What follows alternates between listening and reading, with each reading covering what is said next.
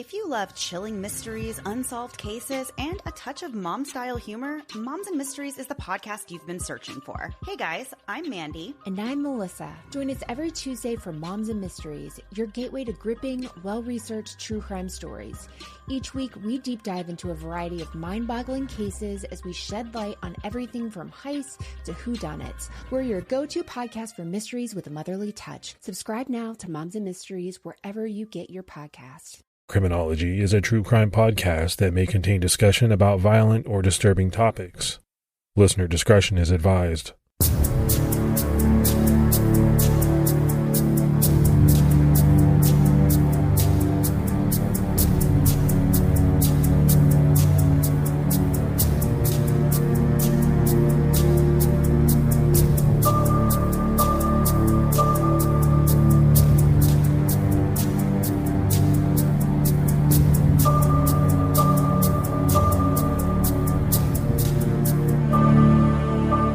Hello, everyone, and welcome to episode 199 of the Criminology podcast. I'm Mike Ferguson.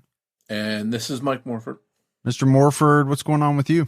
A little bit hectic around the Morford household today. The kids are on spring break, and it's St. Patrick's Day. We're doing a little something later on, and my truck's in the shop. So a little bit of everything going on. How about you? Yeah, wow, you got a lot. Normally you say not much. So I you know. actually have a lot. This week was a little bit crazy.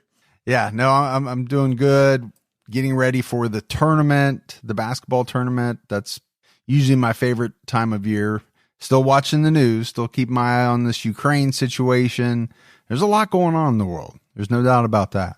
Yeah, a lot to take in and digest. Yeah. A lot of heavy stuff. Let's go ahead and give our Patreon shout outs. We had Kathy Dodson, Kim B, and Emil Garrison Zoega. So we appreciate that support very much. Yeah, thank you so much. That support goes a long way to helping put up the show. And if anyone would like to support Criminology, you can do so by going to patreon.com/criminology. All right, let's jump right into this episode. You know, Morph, we've talked about the desert in California a number of times in different episodes of this show. It's a desolate place where many crimes are hidden. It's also a place where there are a lot of mysteries. It's where Monique Figueroa disappeared in Little Rock in 2015, and where the McStay family was found buried in Victorville in 2014. In both of those cases, the vastness of the landscape was just one of the challenges in their respective investigations. In this episode, we're discussing a case of 4 missing people, tourists who came to the U.S. to have an adventure and instead became part of a mystery that puzzled investigators for years. This group collectively came to be known as the Death Valley Germans. On October 21st, 1996, Death Valley National Park rangers were conducting surveillance from a helicopter. They were searching for any illegal grow areas or drug manufacturing labs. This was something they did often as part of an effort to combat illegal drugs. This time, though, at around 11 a.m., Ranger Dave Brunner spotted a vehicle in the wilderness. Immediately, he felt something was sort of off with what he was seeing. Brunner wanted to take a closer look, so the helicopter landed. The vehicle was parked in a wash in Anvil Canyon, where there was no road. There used to be a road there, the only road through the area into Butte Valley, but it had fallen out of use when a more maintained dirt road was built nearby. The Desert Protection Act was passed in 1994, and as a result, Anvil Canyon was protected as wilderness, and vehicles have been prohibited there ever since. This area is just not the kind of place you would expect to see a minivan. Maybe a big truck, maybe an ATV. It would still be illegal, but getting to the location at least would seem possible. But a minivan, that's not the kind of vehicle you'd expect to see in that area. It was obvious that the van had been there for quite a while, as evidenced by the thick layer of dust covering the entire exterior of the van. It was green, though it was kind of even hard to tell because of all the dust. A closer examination revealed that it was a 1996 Plymouth Voyager minivan. The van was stuck in the wash due to flat tires. Both rear tires and the front left tire were flat, and it looked like they had been for some time. There were tire tracks in the dirt, which appeared to be more like drag marks that showed the van had gone at least 200 feet with its rear tires flat. The van had sunken into the sandy desert ground. The axles were stuck in the dirt. The doors were locked, and there was no sign of anyone inside the van. This was sort of worrisome to Ranger Brenner. At first, he thought that perhaps someone had ditched it there after a joyride, or had reported it stolen and dumped it there as part of an insurance scam. But that didn't seem right to him, since it was locked up, and the placement of the van itself was really odd. There were belongings inside the van, too. There was an American flag inside, along with a copy of the Death Valley National Monument Museum text pamphlet, and it was written in German. When he got back to the Death Valley National Park station, Ranger Brenner called in the California license plate tag number that was on the van, and that's when the mystery really deepened. The California Highway Patrol reported back that the minivan had been reported stolen about 6 weeks earlier on September 10th, 1996. This report was taken by the LA Police Department. The van was owned by Dollar Rent-A-Car, who had last rented it out on July 8th, 1996. A group of tourists from Germany, 2 adults and 2 children, had failed to return the van when it was due to be returned on July 26th. As per their policy, Dollar Rent-A-Car waited a minimum of 30 days after a return deadline was missed to report their car stolen. When the van was reported stolen, it was quickly determined that the vehicle had been rented by 34-year-old Egbert Rikmus. With Egbert was his 11-year-old son, Georg Weber, Egbert's girlfriend, 28-year-old Cornelia Meyer, and her 4-year-old son, Max Meyer. They all had Interpol alerts placed on them on August 26, 1996. The 4 had flown from Frankfurt, Germany to Seattle, Washington on July 8th. Then they caught a flight to Los Angeles, where they rented the van from Dollar Rent-A-Car. They were supposed to return the van on July 26th, and then catch a flight back to Germany on the 27th. Not only had they not returned the van to the rental company, they had missed their flight, and they hadn't returned home to Dresden, Germany, on the 29th like they were supposed to. Back home, Egbert's ex-wife, Heike Weber, had been worried about their son, George, since he and Egbert hadn't returned home. The day after the van was found, investigators returned to the van to start their investigation into the disappearance of Egbert, Cornelia, Max, and George. A California Highway Patrol helicopter was used to transport Eric Inman, an investigator with the Death Valley National Park, out to the location of the van. Photographs were taken and a visual inspection started. The only footprints visible were those of Ranger Brenner, made just the day before when he discovered the van. A few food wrappers were on the ground and in the brush around the van. There were also a few dugout holes that someone had used to relieve themselves in, as evidenced by buried fecal matter, as well as some toilet paper left behind. After an hour on the scene, Investigator Inman flew back to Badwater Road and met with Detective Jim Jones and Corporal Leon Boyer of the Inyo Sheriff's Office. They discussed Inman's findings, and then they headed back to the scene where the van was. At around 1 p.m., investigators opened the van's doors and took inventory of the belongings that were still inside. As we mentioned earlier, there was an American flag inside. Later, investigators would determine that this flag had been taken from a nearby volunteer cabin in Butte Valley, just 4.1 miles west of the van. The flag was labeled Butte Valley Stone Cabin. This led investigators to believe that the group had been to the cabin before they went missing. That cabin was also known as the Geologist Cabin. The flags are kept there for campers to raise on the flagpole when you're camping there, but the tourists apparently took it as a souvenir and headed on their way.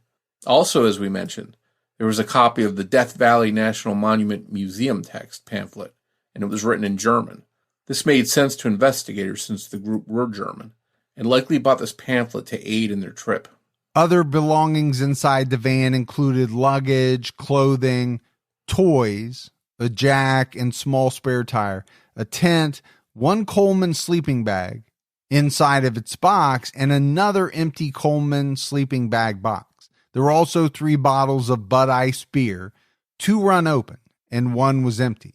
There was 1 empty bourbon bottle and another bottle of bourbon that was about 3/4 full, and a few empty containers of water and juice.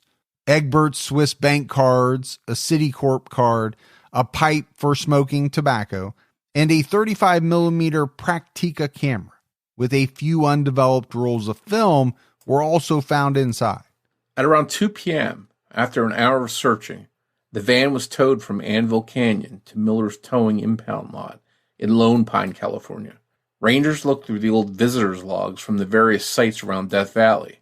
These are signed by campers and hikers, and they're collected by field rangers as a kind of guide to a person's last known location in the wilderness, just in case they go missing or get injured and need rescue. There was an entry from the German tourist in the Warm Spring Visitor's Logbook. It read, Connie, Egbert, Georg, and Max. And in German, we are going over the pass. The entry was dated July 23, 1996. Warm Springs, a former mine camp, is on the way to Butte Valley from the main area of Death Valley. Investigators believe that the pass they planned to go over was the nearby Mengel Pass at the southwest end of Death Valley.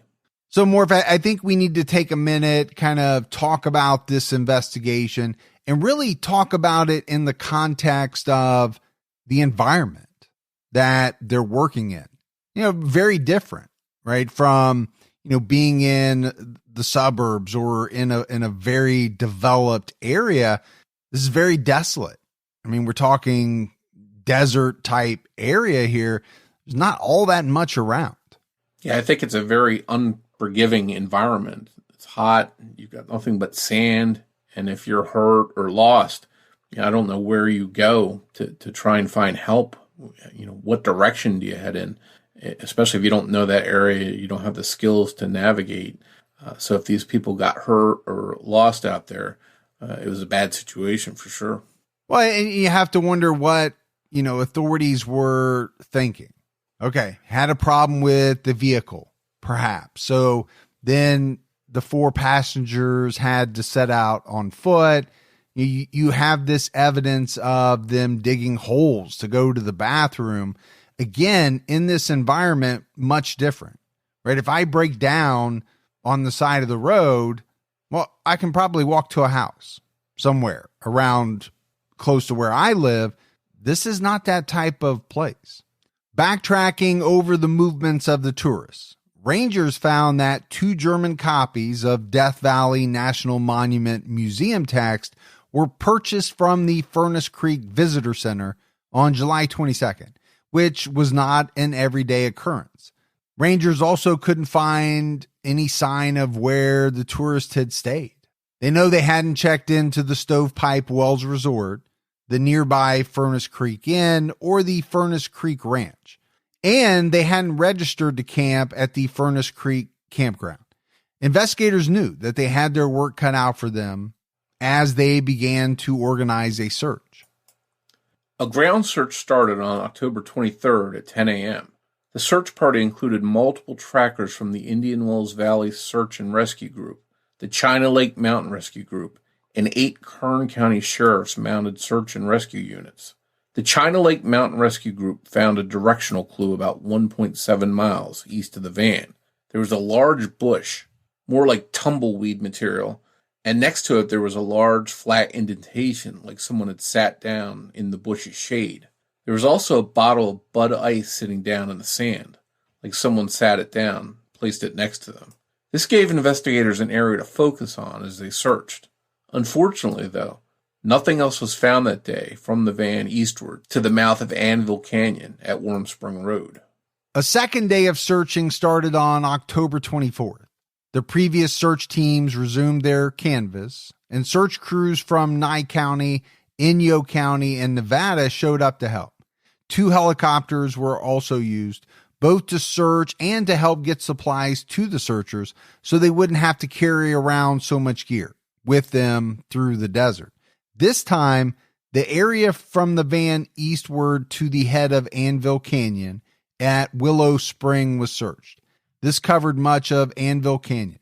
Parts of Butte Valley and Mingle Pass were also searched, but still nothing was found. On October 25th, the search expanded in Anvil Canyon to the far side of Badwater Road. A team from nearby Victorville, California, searched the southern tip of Butte Valley. A ranger from the Bureau of Land Management searched Mingle Pass between Ballarat and Barker Ranch. Searchers from Lake Mead National Park headed north from Anvil Canyon to Butte Valley. A team from Indian Wells Valley searched Willow Spring, and the China Lake Mountain Rescue Group continued to search around Anvil Canyon. Again, the search that day yielded no results. So, Morf, there's no doubt there are a lot of people searching for these four individuals.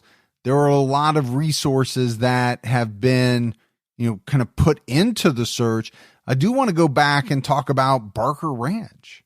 Obviously anybody listening knows that, that was part of the Manson family story. It kind of jumped out at me. Yeah, I think for searchers, it was like finding a needle in a haystack, because you've got this big desert with so many different areas to search, and where do you begin, and how do you sort of figure out where you're going to go next in an effort to try and find these missing tourists. The final day of searching, October 26th, included more of Butte Valley, Warm Spring Canyon, Mingle Pass, and areas near Ballarat. The same search crews, helicopters, and a new search team from Apple Valley found nothing in their extensive search that day. Finally, the search was called off, but many people kept searching on their own and in small groups, despite the official search ending. People wanted to find the group that had been dubbed the Death Valley Germans. Despite their continued efforts, nothing was found. It was as if the four tourists had left the area somehow. I think that's got to be pretty discouraging and disheartening when you spend all that time, effort. You've got crews out there on foot in the hot sun, and you give it your best effort to find these people, and the most that you find is pretty much a beer bottle. It's must have been just a real letdown for these people to not accomplish what they were setting out to do. Yeah, you and I talk about searches because they come up in a lot of episodes. One thing we don't talk a lot about is the mindset. What's going on in the minds of these individuals. Some of these people are paid to do the searching, right, as part of their job. Some volunteers come out to search in different cases. What happens to these people mentally day after day of going through this process? Obviously, they want to find these people, but they don't. And that has to be very tough. It's something that we really don't talk about much. To the point, Morph, where in this case, searchers make the decision even after the official search is called off that, hey, some of us are going to keep doing it on our own. Investigators wanted to find out more about the group's plans, so they looked into their travel history. From Los Angeles, they had gone to San Clemente, just over an hour south. On July 12th, Egbert requested the transfer of $1,500 from his bank in Dresden to the San Clemente branch of Bank of America. From San Clemente, the group headed northeast to Las Vegas, Nevada, where they checked into the Treasure Island Hotel. On July 21st, Egbert made another request for money. This time, he sent a fax to Heike Weber, his ex-wife, and his son George's mother, asking for money. But she didn't send any money. And the group left Las Vegas on July 22nd, headed west to Death Valley. That same day, July 22nd, the group made it to Furnace Creek, California, which is about 2 hours west of Las Vegas. We know this because of the 2 German copies of the Death Valley National Monument Museum text that were purchased from the Furnace Creek Visitor Center that day. Emmett Harder, a prospector in Butte Valley, was allowed to see the photos that had been developed from the exposed rolls of film found in the van with the Praktika camera. He knew the area very well, having spent countless hours around Butte Valley, and he recognized the location of one of the photos the tourists had taken of the sunset.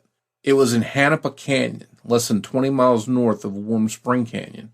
Hanapa Canyon would make sense based on their location at the Furnace Creek Visitor Center on the 22nd, purchasing pamphlets, and the Warm Springs visitor log dated July 23rd. From there, though, the trail ended. There were many theories, as there usually are in unsolved cases of any kind. Everything from the group simply being lost, to being victims of some desert-dwelling outlaws, to murder-suicide. All of it was bounced around. Unfortunately, there was no clear evidence that pointed in any one direction. But I do think the foul play theory stood out to some. After all, how else could 4 people just disappear without a trace? Perhaps they had been abducted. While the Manson family wasn't still active, the van was somewhat near, relatively speaking, the former home of the Manson family. To this day, there is an old 1946 Dodge Power Wagon that was once owned by Charles Manson, sitting in the desert near the ghost town of Ballarat. The old rumor is that Tex Watson drove the truck to the desert near Ballarat when he was on the run, but it broke down and someone towed it back to Ballarat, where it has sat abandoned ever since. Ballarat, the site of the truck, is about an hour and a half's drive from Anvil Canyon and Barker Ranch, where the Manson family lived and were arrested during raids in 1969, is just a bit farther than that.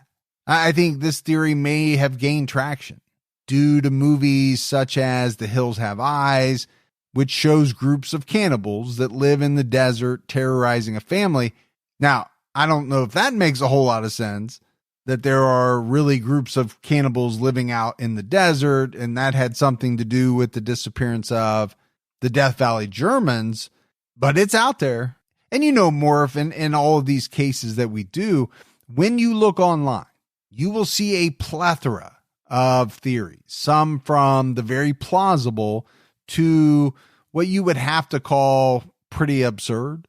And I think as far as this one goes, there's really nothing to support that theory at all. Yeah, I think any one of us could probably sit there and think of a few movies right off the top of our heads where something happens bad out in the desert and someone's victimized by someone or a group. If you love chilling mysteries, unsolved cases, and a touch of mom-style humor, Moms and Mysteries is the podcast you've been searching for. Hey guys, I'm Mandy. And I'm Melissa. Join us every Tuesday for Moms and Mysteries, your gateway to gripping, well-researched true crime stories. Each week, we deep dive into a variety of mind-boggling cases as we shed light on everything from heists to whodunits. We're your go-to podcast for mysteries with a motherly touch. Subscribe now to Moms and Mysteries wherever you get your podcasts. The van's doors had been locked, and although some of their belongings were left, there was no sign of a struggle or a foul play. It was odd that the van was left behind at all, if something nefarious had happened to the Germans. Someone up to no good could have kept the van, whether driving it or scrapping it and selling it. It had some kind of value, yet it was left completely intact, besides the flat tires on it. It was also determined that there had been no activity on Cornelia or Egbert's bank accounts, and all of Egbert's bank cards appeared to have been left inside the locked van. If someone had attacked the group, why leave their credit cards behind? The Bud Ice bottle that search crews had found in the shade of a bush, in the minds of some searchers, pointed to someone walking away from the van, probably Egbert from the size of the imprint in the sand.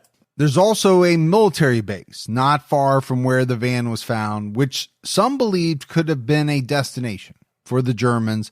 So, obviously some people believe that they were trying to reach this base for help. There are others that have put forth the theory that they were trying to reach an even more secret area inside the base in order to see some top secret technology called hybrid propulsion.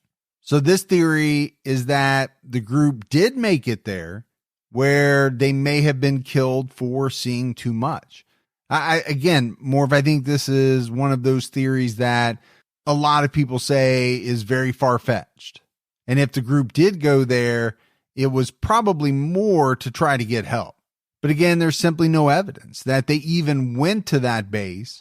And if they did, I highly doubt that they were trying to see some type of top secret technology, or that they could even get to that secret area. That's the thing that jumps out at me about some of these theories. You think about a military base. Okay, pretty well fortified. They don't let just anyone in. And let's say there is this secret area. You have 4 German tourists who are just going to somehow be able to sneak inside and do some type of Mission Impossible, rappel down through a vent to see this secret area. I get it. They're theories, but some of them are just so far out there. Yeah, especially since 2 of these are just young kids, hardly the crack team of spies that are going to be, jumping over a fence and getting into this base. Yeah, one of the kids was 4 years old. You know what 4-year-olds are not known for is their stealthiness. That's a very good point. And you would know because you have small kids. Yep. The most agreed upon theory was that the Germans had gone to the United States, specifically to disappear. The disappearance itself did seem sort of odd. Driving a minivan through that part of the desert was almost a certain way to get stuck. It almost seemed like they had wanted the van to get stuck somewhere and out in the middle of nowhere. There would be no witnesses to see them get into another vehicle or hitch a ride out of the area. They could really just completely disappear with only their rented minivan left behind as evidence of where they were. When investigators checked with Egbert's ex-wife Heike, she mentioned that there was a custody dispute between the 2 over their son, Georg, at the time they disappeared. Egbert's co-workers had also remembered him talking about wanting to move to Costa Rica someday. Connie, though, had a business to run back in Germany, and there was no evidence she wanted to disappear. I think, Morf, when you kind of look through all the possibilities, I think there's one that probably stands out to be more likely than the others. It has nothing to do with new lives, rogue bands of serial killers, or government conspiracies. That reason is human error. Perhaps the group made a bad decision to travel into that area. They got stuck and they had to try and walk for help in the hot desert without any supplies that they would need to stay hydrated. And maybe they had succumbed to the elements. We've already talked about, the fact that much of what was found in the vehicles as far as drinks were alcoholic in nature, which would dehydrate someone much faster. If the group had gone off and died, how likely would it be that none of their remains would be spotted by the extensive search? Weeks with no sign of the Death Valley Germans turned into months, then to years, and eventually their case became the subject of rumor and local folklore. And I think, back to that question, we've talked about, how expansive this area is, how desolate. I do think there is a good chance that despite all of the extensive searches, these people could have been missed. I think that's very likely when you talk about the fact that, they didn't know which way they went. For sure, they found signs of where they were and may have been, but from there, which way did they go? And again, you're talking about a big search area. I liken it to sort of when a ship goes missing in the ocean and they try and find it and they can't. It's a big area, and trying to pinpoint one spot to search in and hopefully find something, it seems like a really uphill battle to do that and be successful. And I think that's a possibility of what happened here. A big desert looking for someone's remains, and there might not be much of them left if they had perished. It could be easy to miss or overlook. In October 2009, a man named Tom Mahood, a rescue worker with Riverside Mountain Rescue Unit in California, was fascinated with the case of the Death Valley Germans, and he made a plan to search for the truth about what happened to them. This was 13 years after they had gone missing, so he had his work cut out for him. His account of what may have happened to them may be the closest we'll ever get to knowing the full truth. When Mahood arrived at the location where the van had come to a stop in the canyon on October 27, 2009, he noticed that the van had come to a fork in the road, and it had gone right instead of left, which is actually where the road continues. When he came across the bush where the bottle was found, it looked like it would only provide shade during the late afternoon. leading Mahood to believe that someone, again probably Egbert, must have sat there sometime before evening, drinking the Bud Ice bottle and resting. Back at home, Mahood looked at maps of Death Valley, carefully scanning the layout of the area. He suddenly realized that there was a plausible reason that the Germans would have been in Anvil Canyon, and a reason that they would have headed south once the van was immobilized, contrary to all prior thinking. Looking at their itinerary, it's clear that they had a set time they would need to be at the airport to catch their flight home. Their plan apparently was to turn in the rented van on July 26th, and on July 27th, catch their flight home. But this was a sightseeing trip. They had seen Southern California, been to Vegas, and probably wanted to pack the most into their time. Mahood felt like a likely attraction that they would have wanted to see before heading back to Germany was Yosemite National Park in the Sierra Nevada mountains. Yosemite is almost a 6-hour drive from Death Valley, up to 8 hours if you take the eastern route. Mahood figured that the Germans wanted to make it to Yosemite by the night of July 23rd in order to have a day to explore Yosemite before the drive back to Los Angeles. The maps that the Germans had showed a road going from Death Valley west through Butte Valley, Mingle Pass, then north through Ballarat, and finally all the way to Yosemite. When you consider Egbert's request of money from his ex-wife and her refusal to send him any, it seemed clear that the group was on a limited budget until they made it home to Germany. I think you could also make the argument that they had run out of money. Using this line of reasoning, it's believed that the group stayed in Hanapa Canyon to avoid paying for a room or any type of camping fees. It was also a higher elevation than the nearby valley floor, which made it a little less hot. It would have probably been an uncomfortable but bearable night for the group. They then left Hanapa Canyon in the early morning of July 23rd and most likely expected to take a direct route to Yosemite. The road from Hanapa Canyon to Warm Spring Canyon isn't too rugged, so it wouldn't have been all that difficult for them to manage. Mahood noted that the Warm Spring camp probably would have looked like a small settlement. He imagined the Germans stopping off for directions and information, but instead found an abandoned visitor's cabin. Here they saw the log inside the steel box outside the cabin and signed it as others had before them. From there, they would have headed west toward Butte Valley, where they saw Stone Cabin, also called the Geologist's Cabin. Again, they probably stopped for directions and information, but found it abandoned. Here is where they took the American flag and then headed on their way. And again, we're relying on Mahood's expertise, his instincts, his theories. He believes that the Germans then realized they couldn't continue in their minivan as they got closer to Mingle Pass. It's not an easy road, even for a high clearance vehicle, which this definitely was not. The lack of four-wheel drive would have been an issue as well. I think anybody who has driven one of those 1990s minivans can picture it, right? They are built for the road. They are definitely, and were not definitely built for off-roading. Mahood believes that they would have gotten out of their car and walked ahead a bit to confirm that it was impassable. This is where he believed that things started to go terribly wrong for the Germans. They couldn't continue on their planned route, but if they wanted to get back to the main road, the only paved road in the valley, they would have had to take Warm Spring Road in the opposite direction they wanted to go in for an entire 2 hours. And perhaps they made a mistake that proved fatal and kept going in the same direction. The pamphlet they had bought, the Death Valley National Monument Museum text, included a road back to Warm Spring through Anvil Canyon. It was a shortcut. Mahood reasoned that the Germans probably figured they could turn around if they absolutely had to, so they continued down that road to Anvil Canyon.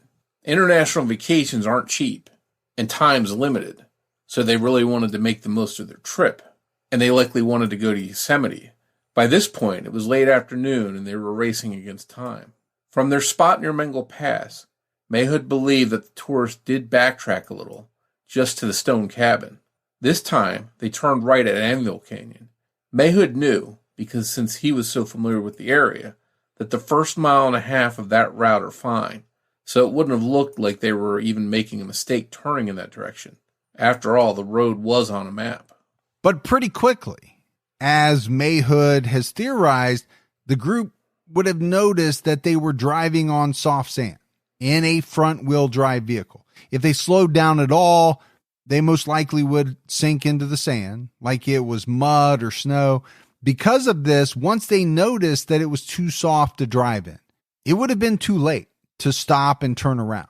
Sure, they were in a hurry to get to Yosemite, but they also didn't want to get stuck in the sand. However, this speed was too fast for the minivan, which likely caused the tires to blow as it drove over countless jagged rocks.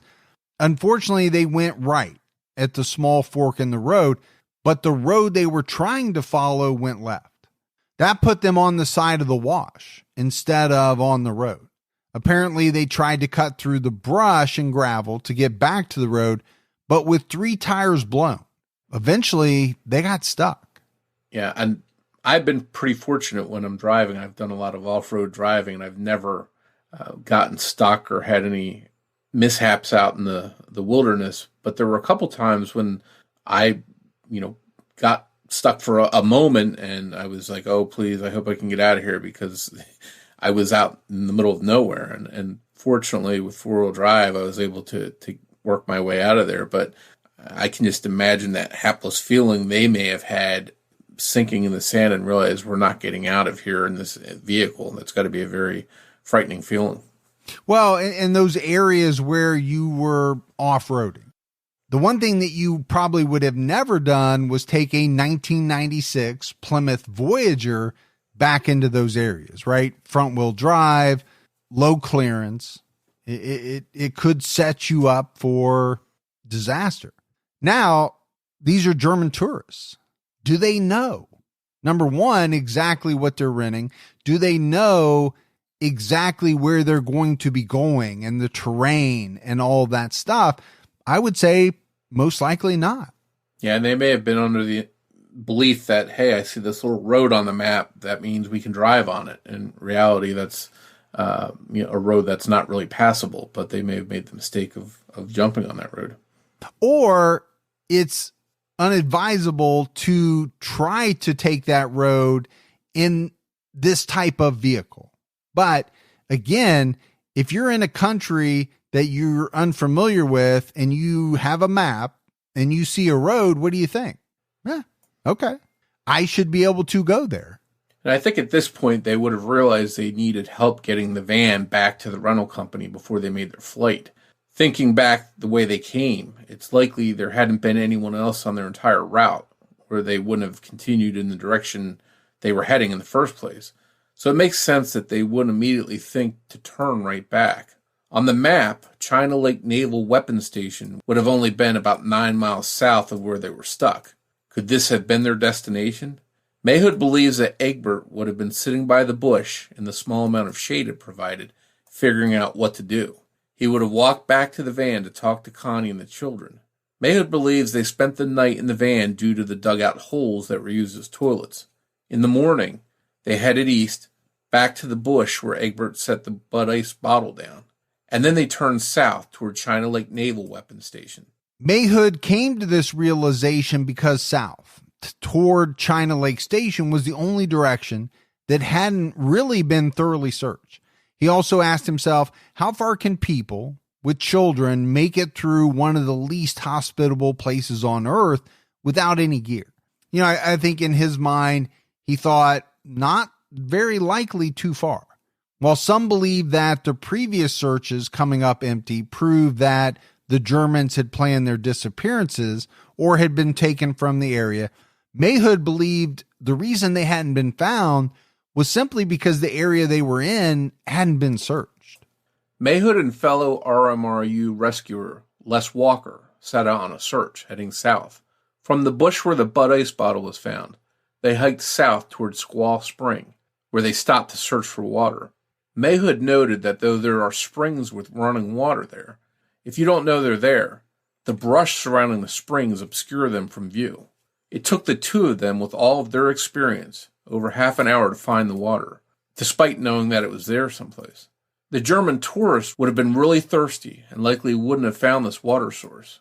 Mahood and Walker then headed on their way a bit past the springs until they decided to make camp for the night, setting up their tents. At around 7 a.m. the next morning, the two started up their search again. They headed south, searching the first of 3 possible routes to China Lake Station. This first one was the westernmost route. Walker found a wine bottle with only a few bits of label still remaining. Nearby, he found scraps of what looked like toilet paper. It turned out that this was actually pieces of paper from a German day planner. Just a bit further from that, Walker found bones. He also found a wallet with the contents still inside. The name on the cards and on the driver's license was Cornelia Meyer. As they fanned out, more items were found. A passport, a bank ID, both of which were Cornelia's. They found a toothbrush, a tube of toothpaste, business cards from the locations Egbert and Cornelia had stopped during their trip to the U.S., more German day planner pages, a clear empty bottle that would later be matched to the Bud Ice bottle found in the van, and finally, the remnants of the sole of a shoe, that of a small woman or possibly even a child. From this area, the boundary of China Lake Station was about 4 miles away. The scattered remnants of bones and belongings must have been humbling for these two men. Their hard work had panned out, but now they knew that 4 people had likely met their demise in the exact spot where they were standing. I think it's amazing that all these years later that some of the stuff was still out there on the surface and, hadn't been scattered by winds or dust, dirt over top of it, that they were able to find these things, or else, we'd still be asking a lot of questions today without any kind of answers. Yeah, we're not talking months. We're talking years, 13 years. For this stuff to just be laying around in what is a really harsh climate. It's kind of amazing. Yeah. Based on the finds, Mahood's theory seemed to prove right. He believed that Cornelia had been sitting, waiting for Egbert, possibly the children, to find help. There were multiple drink containers, her belongings, and planner pages used as toilet paper, all in the only spot around for miles with decent shade, which also happened to be in eyesight of the route to China Lake. Mahood and Walker headed back to the Furnace Creek headquarters of Death Valley National Park to report their findings. They did bring along with them some of Cornelia's ID cards as proof of what they had found, something the Rangers weren't too happy about. To them, evidence had been disturbed.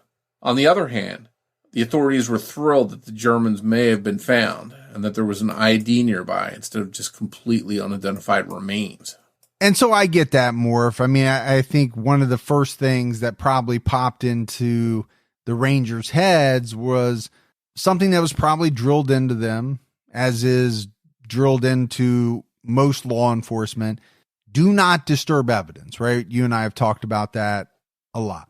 I think to Mahood and Walker, they thought deep down that these people weren't killed. This wasn't a crime scene. They had succumbed to the elements. And so, I can't jump into, these guys' heads, but my assumption is they thought, well, we're not disturbing evidence. This is not evidence of any type of crime. The next day, November 13th, Mahood was flown out to the site with officers from the Inyo County Sheriff's Office and other search and rescue personnel. They recovered what they could find, but Tom Mahood ended up unsatisfied. He wanted to find everyone in the group. On March 23rd, 2010, he decided to search the area again on his own, and he found an easier alternative route to the site, starting from Barker Ranch to a spring called SPSO-06. The spring was about 2 miles northwest of where the remains had previously been found. After almost an hour of searching near the site, he found a pair of Bausch & Lomb sunglasses. The lenses were gone, and the frames were hard to see in the dirt. About 10 feet from the glasses, cards were scattered on the ground. One was Max Meyer's health insurance card. The other was Cornelia's. He also found a set of keys. They were European. The route ended up being a bit shorter, at 17 miles round trip, but it was by no means an easier trek. Despite his best effort, Mahood didn't find any more remains. In May 2010, DNA taken from the remains found near Cornelia's wallet was finally matched. Egbert Rikmus had definitely been found. It confirmed to everyone what most had expected, that the bones belonged to one of the Death Valley Germans. Now one was identified, but the remains of the other three were likely still out there someplace in the desert. Mahood didn't stop searching. He visited the area several more times until his final search on November 14, 2010. Still, he found nothing else since those health insurance cards in March of that year. Mahood claimed to have received a call from Deputy Winkler of the Inyo County Sheriff's Department in December 2010, informing him that the final search by their department had uncovered small bones, which were presumed to be Max and George's, along with children's shoes. But based on the area they were said to be found in, it doesn't appear that Mahood believes the Inyo County Sheriff's account, and it could just be a case of wanting to provide closure on their part. So, Morf, I think you already said it, but it definitely seems as if Mahood's instincts were right regarding the Death Valley Germans. But as much as he was right about, there are still unanswered questions that we may never get answers to. We don't know if Egbert and Cornelia split up, since only Egbert's remains were discovered, but they were found close to Cornelia's belongings. Is it possible that her bones too, along with the bones of the two children, were out there close to Egbert's remains, perhaps covered up by some long ago dust storm? It's tragic to think about and impossible to know what their last hours were like or what was going through their mind. And this is something that I've been thinking about more throughout the entire episode. You have four individuals, two adults, two children, who we believe were in a very precarious spot. The van's out of commission. We're in the middle of nowhere. We don't know the area. We don't have a lot of supplies. Where do we go? I think for the two adults in that situation, that's a very tough predicament to be in. You know you're responsible for these two kids. Not only yourself, but these two kids. You've got to figure something out. But again, you're in one of the most inhospitable areas. Yeah, and I just think, we'll never really know what their last hours were like, but I hope that they didn't suffer. And, just as those kids being out there as hot as it probably was and not having anything to drink, I just don't even want to think about what they went through. Yeah, I don't either, but it's hard not to think that they did suffer. I mean, that is, if you think about it, a very terrible way to go. No food, no water. That had to have been very agonizing. And I don't think you have to be from another country to misjudge the southwestern United States. And you don't even have to be in Death Valley for things to go wrong. Just this month, in early March 2022, a man from New York was rescued from hiking trails in Arizona, north of Flagstaff, 2 times in as many days. The first time, he got lost. And the second time, he had been injured on Humphreys Trail. There was a winter storm coming, so the heat wasn't an issue here. But luckily, the man was able to call for help. In Death Valley, today, cell phone service is spotty thanks to only one cell tower. When you factor in the year 1996 when the tours went missing, and them being from another country, even if they had cell phones, it's even less likely back then that they would have been able to make a call to get help. Many hikers to this day will carry a satellite phone for emergencies when they're in Death Valley. And again, Morf, I think it just can't be overstated. This is a tough area in certain spots. For your car to break down, to have to go on foot. When you say even today, it's hard to make a cell phone call. Okay, that really tells you something about the area that we're talking about. Because most of us think, yeah, cell phone coverage is spotty as I'm driving down certain parts of this interstate or that interstate. But for the most part, I can make a phone call just about anywhere I go. Yeah, even if the reception's not great or you have to try a couple times, you can usually get some kind of signal. Well, and maybe today you could still send a text or something. You know, again, when you're talking 96 is right on the kind of cusp of when people were really starting to get cell phones. They still weren't ubiquitous as they are today. I don't know what it was like, you know, over in Europe, over in Germany. My assumption is they probably did not have them, these tourists. In August 2021, an entire family, a couple, their 1-year-old child and their dog, was found dead in Devil's Gulch Valley in Mariposa County, California. And this is far north of Death Valley, cooler, though still quite warm. As the family walked from the high elevation further down the trail, the temperature went from a nice 75 to a maximum of about 99 degrees. Investigators believe they all succumbed to hyperthermia and dehydration. They had only one 85-ounce container with them, and it was empty, with one parent staying behind with the child and dog while the other went for help. But that parent never came back because they also just couldn't make it any further. This is exactly what may have happened with Connie, Egbert, Max, and George. But they also may have just waited for help. As for the children, it's possible they succumbed to the elements first, or they may have tried to keep going, or even tried to make it back to the van. Again, we may never know all of the answers here, but it seems pretty clear that there were no roving band of marauders. This wasn't a Mad Max situation. I also think it's pretty clear that these individuals did not try to fake their disappearances.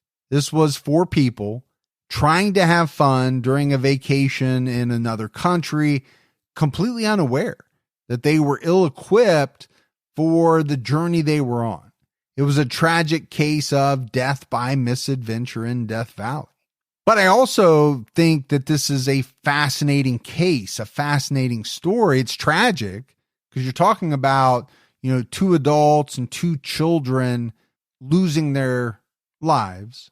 I think, Morf, as we wrap up this case, there are a couple of things that I want to dive into that we haven't talked about at length yet.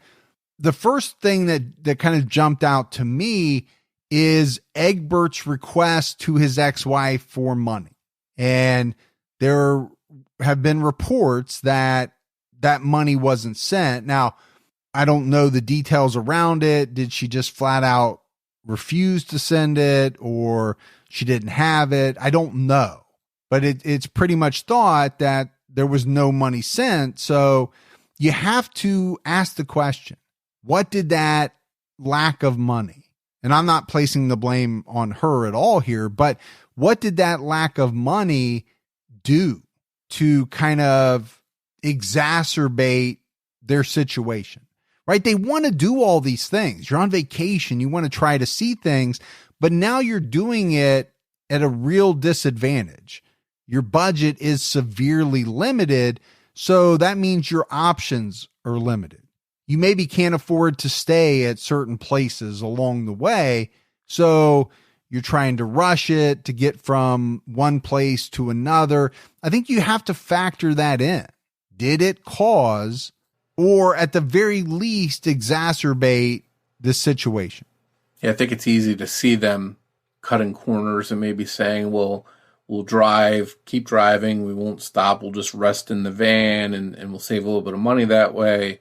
And that may have been what led them to go down this path to try and take a shortcut and get the most they could for the money that they had. You think about staying somewhere, getting something to eat, rehydrating, filling up on supplies. Well, now maybe you can't do that.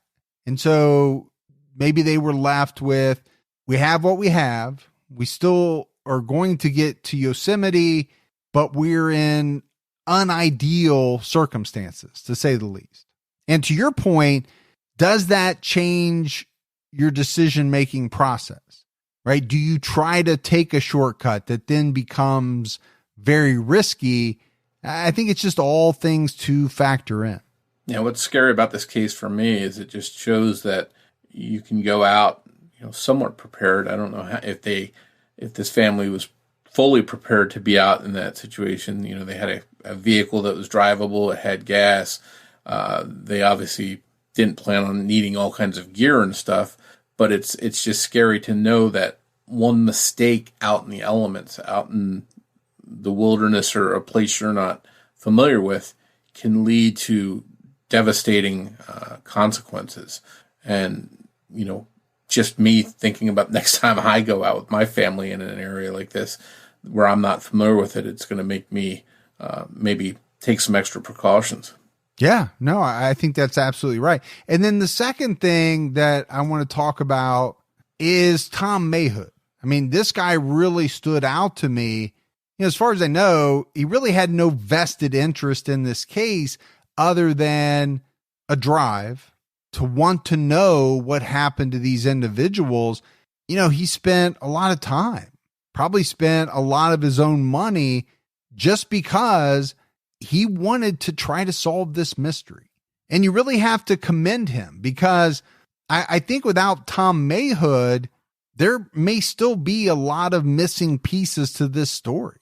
I mean, there still are a lot of missing pieces, but we may have no answers without his dedication. And it kind of goes back to, a lot of the true crime that we talk about, especially when you're talking about unsolved cases.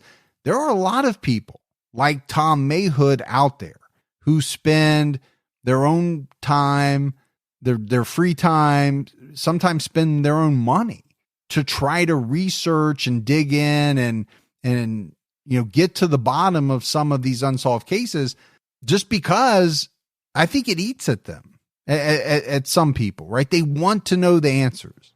And I think it just goes to show too, that sometimes when you put the effort in, you're rewarded, and you do have a result that, like this one, where you find some answers. Well, let's face it, this result was probably never going to be a good one, right? After 13 years, unless these people had really faked their own disappearance and had somehow managed to set up, kind of a second life for themselves, this case was always going to end up being a sad one.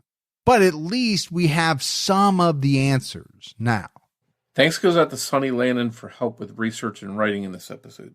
As always, if you love the show, but you haven't done so yet, take a minute, go out, give us a 5-star rating. Keep telling your friends who love true crime about the Criminology podcast. That word of mouth really goes a long way. If you want to find us on social media, we're on Twitter with the handle @CriminologyPod.